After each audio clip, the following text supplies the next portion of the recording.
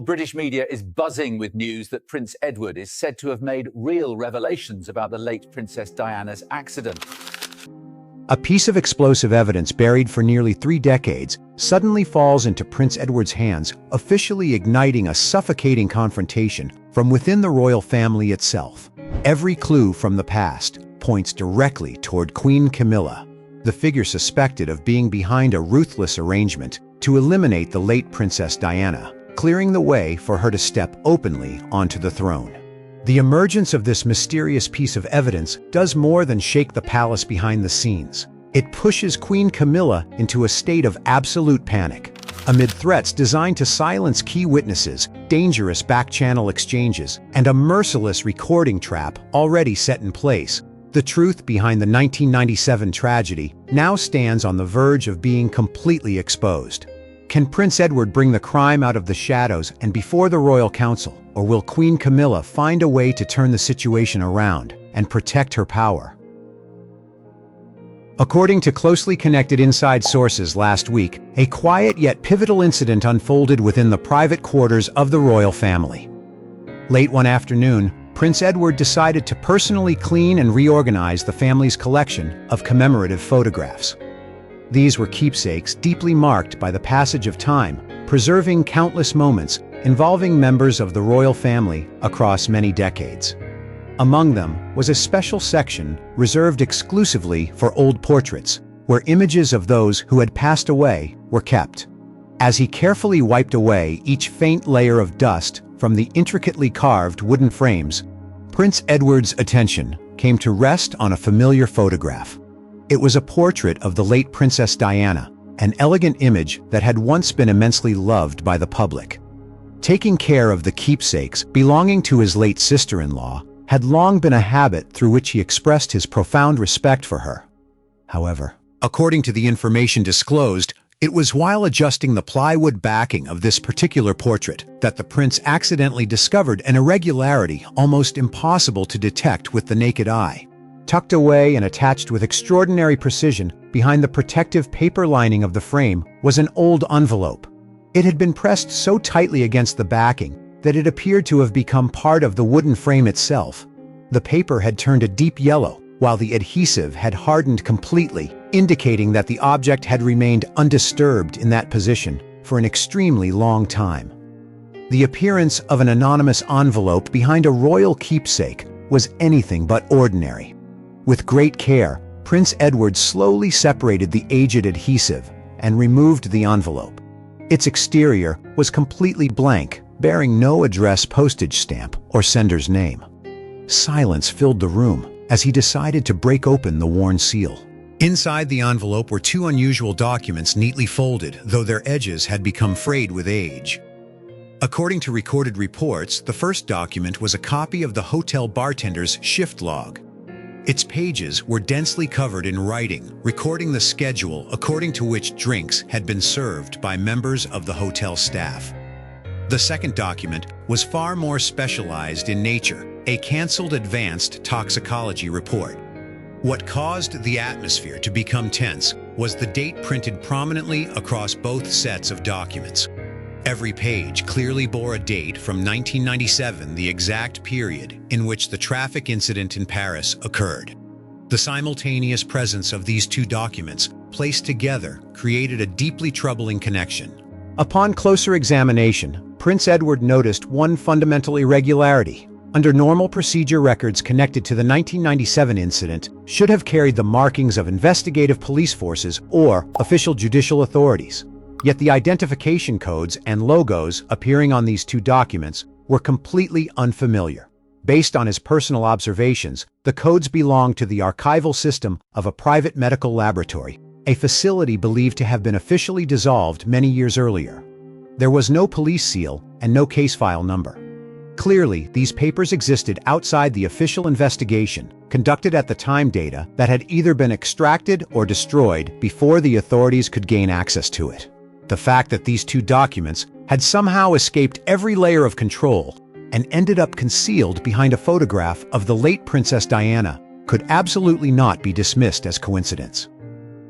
Prince Edward reached the conclusion that someone must have deliberately left this collection of evidence in a place where only he would eventually have a chance to find it. That person had silently sent a message from the past. Confronted with the weight of these aged papers and the grave implications they could carry for history, he decided to maintain absolute silence. He informed neither the security services nor any other members of the royal family. Instead, Prince Edward chose to quietly begin an investigation of his own, determined to trace the true origin of the mysterious envelope. Would possessing that old shift log finally lead Prince Edward to the most dramatic witness still hiding somewhere in the shadows? According to leaked internal reports, after obtaining the two unusual documents, Prince Edward began his search for the truth with extraordinary caution.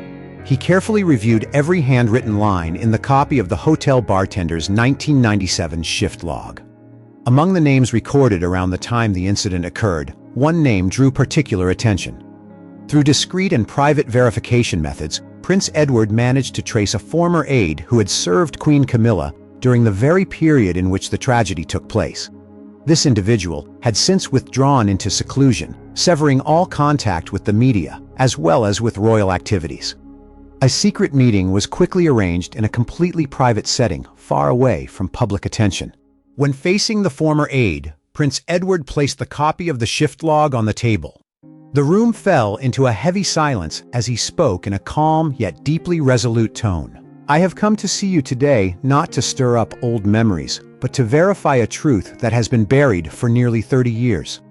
Look at this shift log. The codes and the names listed here correspond exactly with the hotel service staff on the night of the 1997 incident.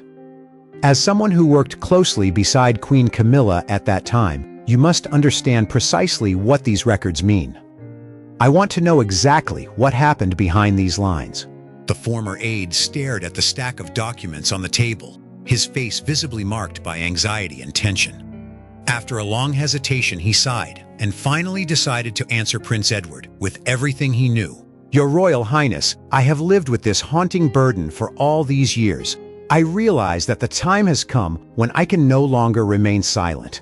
The shocking truth Your Royal Highness is searching for is that Queen Camilla was the mastermind behind the entire chain of events that night. None of it happened by chance, as the media has reported for decades." Prince Edward frowned and continued pressing him for clarification. "That is an extremely serious accusation. What basis do you have for claiming that Queen Camilla was behind it? How exactly was the plan arranged?" Trembling, the former aide recalled each detail from the past and slowly explained to Prince Edward. "From what I knew and directly witnessed through internal activities at the time, Queen Camilla knew very well that the driver, Henri Paul, had a habit of drinking a small amount of alcohol before getting behind the wheel. Recognizing this as the perfect weakness to exploit, Queen Camilla secretly hired someone to infiltrate the hotel bar. That person was tasked with secretly mixing a quantity of a dangerously interactive solution into the driver's drink. It was a type of neurological suppressant that, when combined with alcohol, would cause extremely harmful effects." Prince Edward interrupted his expression, revealing profound shock while still maintaining restraint.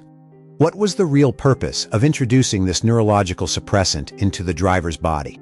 What were they calculating when they carried out such a dangerous act? The former aide replied in a bitter voice, "The sole purpose of this act was to reduce the driver's immediate reflexes while operating the vehicle at high speed. Once the substance entered his system and combined with alcohol, the driver would fall into a state of impaired behavioral control without even realizing it himself. The plan was calculated meticulously so that the entire incident would appear to be nothing more than a pure accident caused by the driver losing control and bringing about the tragedy himself. In this way, every trace of an assassination plot would be completely erased from the official investigation records. Queen Camilla's ultimate motive was nothing other than to eliminate the greatest obstacle, clearing the way for her to openly enter the royal family." Prince Edward listened to every word of the testimony in profound disbelief. The revelations from the former aide completely connected the suspicions that had lingered for years. The bartender's name in the shift log was no longer a random detail, but the first piece of the puzzle exposing a carefully orchestrated plan carried out from the shadows. The former aide's assertion that Queen Camilla had masterminded the poisoning of the driver for the purpose of advancing her position within the royal family opened the door to a shocking truth.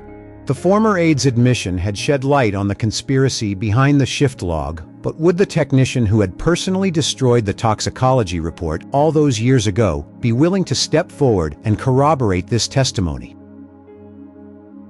According to information from internal sources, immediately after meeting with the former aide, Prince Edward began tracking down the next key figure in the chain of events from 1997. It was the former private laboratory technician who had directly assisted Queen Camilla in interfering with and switching the toxicology analysis results all those years ago. After numerous discreet attempts to make contact, Prince Edward managed to arrange a direct and completely confidential conversation with the former technician. The atmosphere surrounding the meeting was heavy with anxiety and tension, as the two men faced each other alongside dark secrets that had remained hidden for decades. Prince Edward observed the elderly man sitting before him, determination clearly visible in his eyes. He began in a calm voice, yet one carrying immense psychological weight. I have carefully examined the two original documents found behind the picture frame, including the cancelled advanced toxicology report from 1997. The code and the distinctive marking left on the wooden frame indicate that you were the person who interfered with my family's collection of keepsakes. I want to hear directly from you why a document of such confidential and dangerous nature appeared there, and what your true role was in this entire affair. The former laboratory technician raised his trembling, aged hands to his face, took a deep breath, then looked up at Prince Edward. His eyes were filled with torment and fear accumulated over decades. He spoke in a shaking but deeply sincere voice. Prince Edward, the person who once helped Queen Camilla switch and destroy the original toxicology results, was none other than me. I was a private laboratory technician who accepted money to carry out that wrongdoing. For nearly 30 years, I have not lived a single day in peace. The judgment of my own conscience has continuously gnawed away at my mind. But worse than anything was the fear hanging over me. I have always lived in constant dread that Queen Camilla would send someone to eliminate me at any moment in order to silence the loose end and erase every trace connected to the tragedy. Prince Edward listened intently, nodded gently, and continued pressing him with another question. If you have lived in fear and kept that secret hidden for all these years, what drove you to finally take action recently? Why did you choose to hide the two original documents inside my picture frame, specifically? The former technician choked back tears as he slowly explained the circumstances and calculations behind his decision to Prince Edward. Not long ago, I was fortunate enough to be hired to take part in the maintenance and restoration of the royal family's collection of antique wooden picture frames. When I held those frames in my hands, I realized this was the only opportunity I would ever have to save myself from the threat of being silenced, while at the same time restoring the full truth to the late Princess Diana. I secretly hid the two original documents inside the narrow gap behind the photograph owned by Your Royal Highness. I knew Your Royal Highness was someone who had always valued the truth and possessed enough courage to confront this matter. Prince Edward leaned forward and continued questioning him on the decisive detail. How did you make sure that I would discover it rather than someone else, or that the documents would not simply remain forgotten forever inside that gap? The former laboratory technician answered with firm certainty. I deliberately left a small and very distinctive marking in the corner of the wooden frame, a detail that only someone personally cleaning and inspecting it with great care would notice. I placed all my hope in Prince Edward being the one to find that envelope. Now that Your Royal Highness is sitting here, I know my choice was the right one. I have already prepared myself to come forward and fully cooperate with Your Royal Highness, provide all the evidence, and bring this brutal truth into the light. The former technician's tormented confession completed the logical missing piece behind the mysterious appearance of the envelope in Chapter 1. His act of secretly hiding the documents was not merely an attempt at redemption after nearly 3 decades of silence, but also opened an extraordinarily important legal turning point for Prince Edward in gathering direct evidence. With the key witness now ready to step forward and cooperate, would the next move to set a trap and record Queen Camilla's confession proceed smoothly, or would it be met with fierce retaliation? According to information disclosed by internal sources, the atmosphere inside the royal family quickly became unbearably tense as soon as the whereabouts of the witnesses were leaked. Upon discovering that the former toxicology technician and the former aide had been quietly making contact and meeting with Prince Edward, Queen Camilla fell into a state of complete panic. Realizing the direct threat to her position and reputation, she immediately took the initiative to arrange an emergency meeting. Queen Camilla hurriedly scheduled a meeting with the former laboratory technician at a discreet location completely beyond the reach of the media, as well as ordinary security forces, with the aim of eliminating once and for all the danger threatening to bury her career. However, these developments had already fallen within the calculations of the opposing side. Prince Edward, with his caution and sharp instincts, had anticipated Queen Camilla's entire move. As soon as the former technician received the request for a meeting, Prince Edward personally instructed him to remain absolutely calm, appear cooperative, and agree to attend. At the same time, a compact concealed recording device equipped with modern audio technology was cleverly installed on the technician's clothing. The entire plan was designed to turn Queen Camilla's coercive threat into a trap for collecting direct legal evidence. At the secluded meeting point, the atmosphere was suffocating and tense.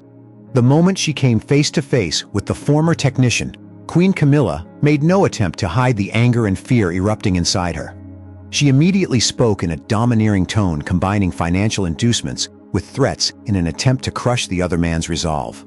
Do you have any idea how dangerous a game you are playing?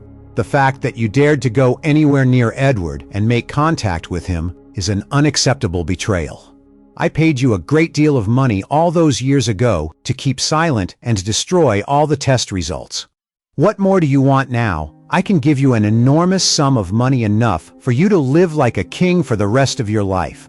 But the condition is that you immediately hand over every remaining copy of the documents you are hiding to me today, then pack your belongings and leave this country forever. If you hesitate any longer or intend to pull strings behind my back, you will not get the chance to regret it. The laboratory technician struggled to maintain a calm appearance, exactly as Prince Edward had instructed, pretending to hesitate and tremble with fear as he replied, "Your Majesty, I truly am tormented and afraid. Those documents. Edward has started to become suspicious and has come looking for me. I do not know how much longer I can keep hiding everything under this pressure." It was precisely that hesitant response that pushed Queen Camilla's patience beyond its limits. Losing control out of fear that all her secrets were about to be exposed before the entire world, Queen Camilla exploded roaring as she inadvertently confessed to the full extent of the criminal acts she had concealed for nearly 3 decades. "You think Edward can protect you? Remember who arranged everything in 1997? I was the one who ordered the driver to be poisoned. I was the one who arranged for that substance to enter Henri Paul's body so that it would create an accident. No one could ever suspect I managed to do that. So who do you think you are? If you are not smart enough to hand over every document and disappear immediately, I guarantee that I will make you disappear, just as cleanly as I dealt with the bartender all those years ago. Do not test my patience." Those brutal and panicked declarations inadvertently confirmed the entire truth, from masterminding the poisoning of driver Henri Paul to eliminating the hotel bartender as a loose end. Queen Camilla had absolutely no idea that throughout that tense psychological confrontation, every sound, every word admitting to the dangerous crimes, along with every direct threat she made, had been captured in full by the concealed recording device without a single detail missing. The entire conversation in the shadows had now become direct evidence, fully reinforcing the 2 original documents. So how would Prince Edward use this incriminating recording when he entered the emergency session of the Royal Council? According to disclosed reports and internal sources, a turning point unprecedented in the history of the modern monarchy has officially taken place. Immediately after gathering the complete body of evidence, Prince Edward formally submitted a request to convene an emergency meeting of the Royal Council. The session was held under absolute secrecy inside a closed palace conference room, bringing together the most senior and core members. The presence of all parties combined with the solemn and dark atmosphere signaled that a horrifying truth was about to be exposed. Before the entire council, Prince Edward rose from his seat, walked to the center of the room, and placed the key pieces of evidence on the table one by one: the original 1997 toxicology report, the copy of the hotel bartender's shift log, and the recording device file containing the direct confession. Fixing a cold and unwavering gaze on Queen Camilla, Prince Edward formally began presenting the entire case before the council. Members of the Royal Council, I am here today to fulfill a sacred duty to the truth and to justice for the late Princess Diana. On this table now lies the complete body of undeniable evidence I have gathered. First is the original toxicology report that was cancelled in 1997. Proving that driver Henri Paul's body had been interfered with using a neurological suppressant. Second is the shift log recording the presence of the infiltrator at the bar. And most importantly, there is the recording containing Queen Camilla's direct confession during the recent secret meeting. Every plot behind the tragedy all those years ago has now been brought into the light. After the recording was played before the entire council, the sound of Queen Camilla's panicked voice and her admissions of criminal acts echoed throughout the sealed conference room. Prince Edward moved closer to Queen Camilla's position and continued pressing her in a steely but controlled tone. The admissions in this recording concerning the order to poison the driver and the threat to eliminate a witness are completely clear. Queen Camilla, do you have anything left to say in your defense before the Royal Council and before history regarding these actions? The entire room sank into a terrifying silence. Under the weight of the legal evidence and physical exhibits that could not be denied, Queen Camilla's usual confidence completely collapsed. She fell into a state of panic, her face turning pale as she slumped at the conference table.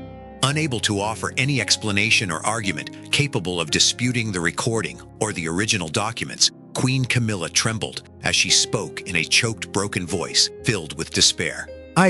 I have nothing left to say. All of that evidence. I am completely defeated and cannot defend myself. Everything has gone far beyond my control.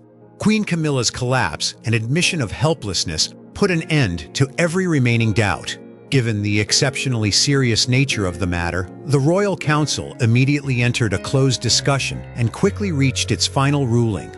A representative of the council stood and firmly announced the disciplinary and legal judgment against Queen Camilla, based on the entirety of the undeniable evidence presented by Prince Edward, including the original toxicology report, the shift log, and the direct confession contained in the recording. The Royal Council formally issues the following ruling. Effective immediately, all official duties, public appearances, and royal powers of Queen Camilla are suspended. At the same time, the Council has decided to immediately initiate the legal process to strip her of all royal titles and to hand over the complete case file, together with all related evidence, to the judicial authorities for handling in accordance with the law. The Royal Council's uncompromising ruling officially brought Queen Camilla's public service career within the palace to an end. Her downfall in the face of the evidence presented by Prince Edward was not merely an internal conclusion, but also the beginning of a media earthquake preparing to erupt beyond the palace walls. With the suspension of official duties and the removal of royal titles now approved by the Council, just how violently would the wave of reactions from the global public explode? According to international media reports and official information from reputable news organizations, the truth behind the 1997 tragedy, buried for nearly 30 years, has finally been brought into the light. The presentation of undeniable evidence at the emergency session of the Royal Council, including the original toxicology report, the bartender's shift log, and the recorded confession, triggered a media earthquake unlike anything seen in modern history. major newspapers, global television networks, and social media platforms simultaneously reported on the latest revelations. The curtain of secrecy that had remained in place for nearly 3 decades was completely torn away, exposing the full and brutal truth behind the tragedy that once shook the world. Immediately after the information was officially released, the global public was plunged into profound shock and confusion. The truth had now been established that the accident all those years ago was not merely a traffic incident or some random technical failure, but in fact an extraordinarily sophisticated plot to poison the driver. People around the world, from those who had personally witnessed the tragedy of 1997 to younger generations who came afterward, could hardly believe that such a ruthless plan could have been concealed so perfectly for so many years. The revelation that driver Henri Paul had secretly been given a neurological suppressant combined with alcohol in order to reduce his immediate reflexes left public opinion utterly stunned. The shock spread rapidly, turning every public discussion into a fierce wave of debate over honesty and justice across the decades. Alongside that shock, an unprecedented wave of outrage and fierce criticism immediately erupted across international public opinion. The public reacted with extreme anger toward the actions and conspiracy that had been exposed. A series of large-scale boycott campaigns directly targeting Queen Camilla were launched across online platforms as well as through spontaneous demonstrations in the real world. Waves of protest appeared relentlessly in many countries where people openly expressed their anger and demanded that every image, title, and trace of her influence be completely removed from public life. Banners and petitions gathering millions of signatures calling for Queen Camilla to face legal prosecution continued to emerge, creating an overwhelming level of pressure never before seen on the justice system and regulatory authorities. The extreme public criticism did not stop at opposition toward Queen Camilla personally, but also reignited profound sympathy for the late Princess Diana. The exposure of the assassination plot once again placed the late princess at the center of mourning among millions of admirers around the world. In many places, people personally brought flowers, candles, and handwritten letters to memorial sites to honor her memory while expressing their sorrow over a tragedy that had stretched across decades. The anger directed toward the mastermind, combined with the grief felt for the victim, created an extraordinarily powerful emotional wave that spread across society as a whole. The fierce boycott movement and uncompromising legal rulings officially brought the greatest tragedy in the history of the modern royal family to a close. Queen Camilla's public career, reputation, and status completely collapsed under the irreversible pressure of public opinion and the law. Every past attempt to erase evidence or conceal the truth had completely failed beneath the weight of reality. The 1997 case, once a deeply mysterious historical question, had now received its final answer through transparent evidence. The downfall of one symbol, together with the exposure of the crime, marked the end of a painful chain of tragedy that had lasted for nearly 3 decades, restoring the full truth to history and justice to the late Princess Diana. How do you feel about Queen Camilla's actions, as well as Prince Edward's journey to bring the truth into the light in this story? In your opinion, what deeper meaning or lesson does this royal tragedy spanning nearly 3 decades offer about justice and the price of deception? Before you go, we'd just like to say thank you. Every story you watch here is the result of hours of research and careful storytelling. If you enjoyed today's video, we'd truly appreciate your like and subscription. We know it takes a few extra seconds on a TV remote, but your support helps us keep creating even more thoughtful, high-quality stories.